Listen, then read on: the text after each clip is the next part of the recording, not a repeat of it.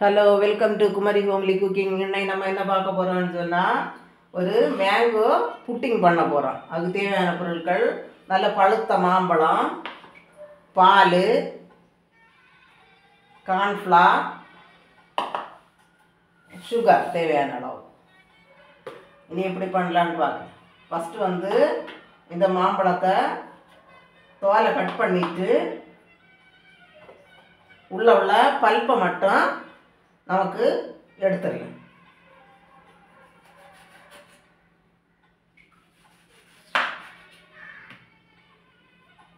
நல்ல பழுத்த மாம்பழமாக வாங்கணும்.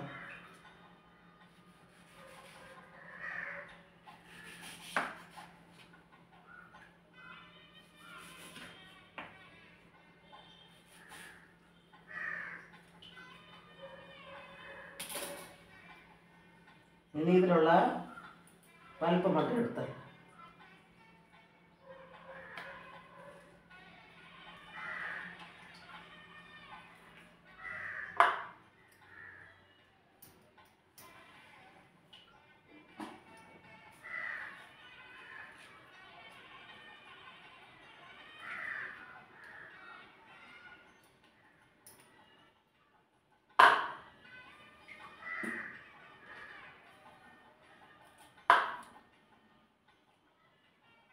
இந்த விதையை மட்டும் தூர போட்டுட்டு மீதி எல்லா பல்ப்பையும் எடுத்துடலாம்.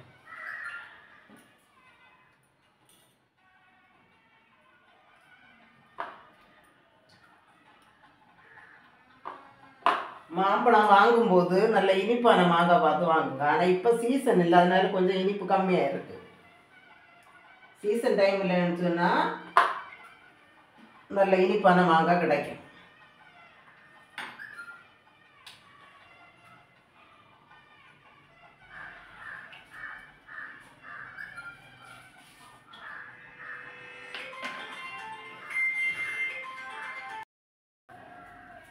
இப்போ நம்ம மாம்பழத்தோட பல்ப்பு எல்லாமே எடுத்தாச்சு. ஒரு பவுல் பல்ப்பு கிடச்சிருக்கு.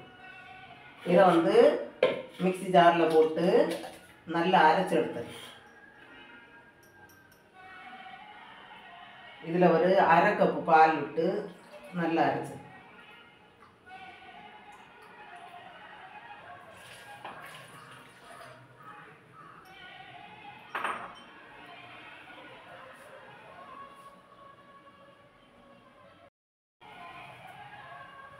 இதில் இந்த மாம்பழம் இனிப்பு கொஞ்சம் கம்மியாக இருக்குது. அதனால் கொஞ்சம் கூடுதலாக சுகர் போடலாம்.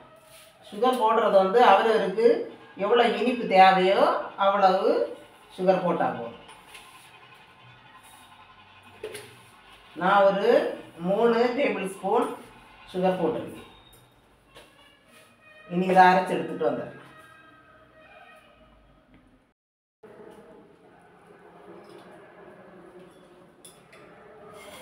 இப்போ நம்ம அந்த மேங்கோயை மாம்பழத்தை அரைச்சி எடுத்தாச்சு.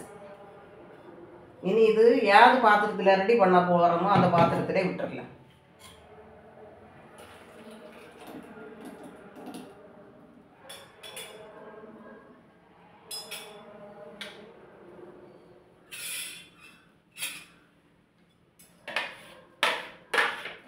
இனிப்பெல்லாம் கரெக்டாக இருக்குது. இனி லைட்டாக சிம்மில் வச்சு குக் பண்ணி எடுத்துருக்கேன்.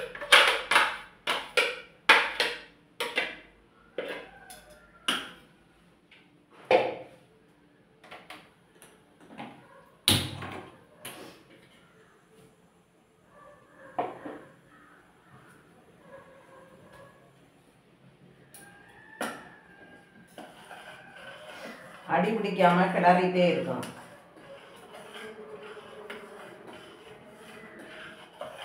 இது நல்லா கொதிச்சதுக்கு அப்புறமா இந்த கார்ன்ஃப்ளவர் கரைசலை விட்டுடலாம்.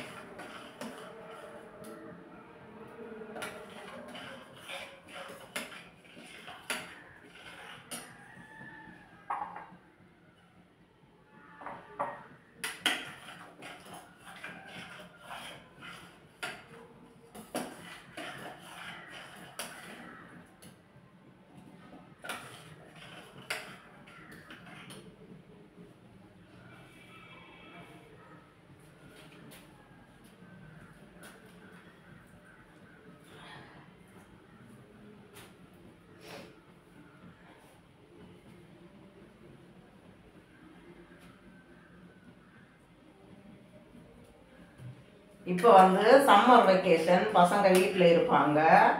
அவங்களுக்கு இதே மாதிரி பண்ணி நம்ம ஃப்ரிட்ஜில் வச்சு ஜில்லுன்னு கொடுத்தா சாப்பிடுவாங்க, விரும்பி சாப்பிடுவாங்க.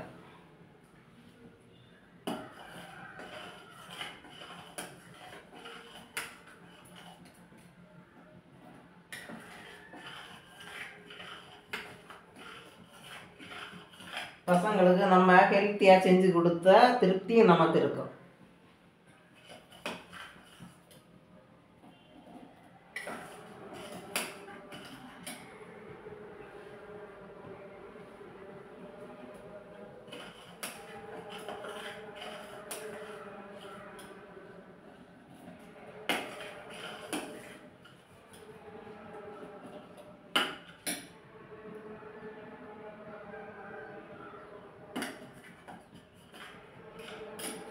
ஆயிலோ கீயோ ஒன்று நம்ம யூஸ் பண்ணாதனால நல்லா ஹெல்த்தியான இது வந்து ஒரு டெசர்ட்.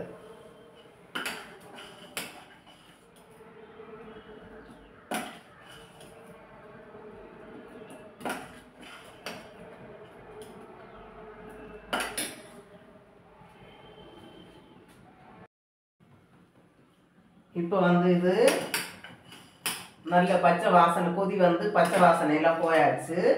இனி இதில் நம்ம கரைச்சி வச்ச கார்ன்ஃப்ளவர் மாவை இதில் விட்டுடலாம். ஒரு 4 ஸ்பூன் கார்ன்ஃப்ளவர் மாவு இது விட்டதுக்கு அப்புறமா நம்ம கிளறிட்டே இருக்கணும், இல்லைன்னா அடி பிடிச்சிடும். நீ கார்ன்ஃப்ளவரோட பச்சை வாசனை போனதுக்கு அப்புறமா நம்ம வந்து ஒரு பாத்திரத்தில் மாற்றிடலாம்.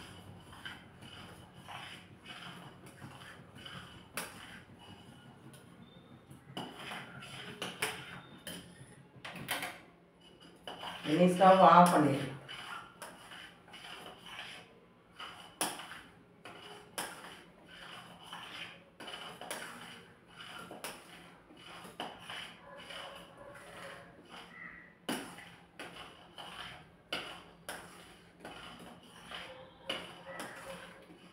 இப்போ வந்து ரெடி ஆயாச்சு. இதை இனி ஒரு பாத்திரத்தில் மாற்றிடலாம். இப்போ வந்து கெட்டியே இல்லாமல் நல்லா வந்து கரைஞ்சாச்சு. இதை நம்ம இந்த கண்ணாடி பவுலில் வந்து மாற்றிடலாம். இதில் எண்ணெய் எல்லாம் தடவை தேவையே இல்லை, அது அப்படியே ஒட்டாமல் வரும்.